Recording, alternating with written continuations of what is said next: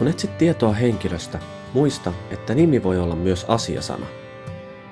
Valitse siis Pikin ehdottamista vaihtoehdoista hakusana, joka kohdistuu asiasanoihin. Voit rajata ja laitella hakuasi monella tavalla, esimerkiksi aineistolajin, teoksen kategorian,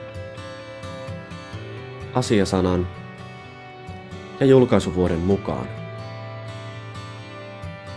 Nyt voit selata hakutuloksia ja etsiä juuri sinulle sopivan teoksen.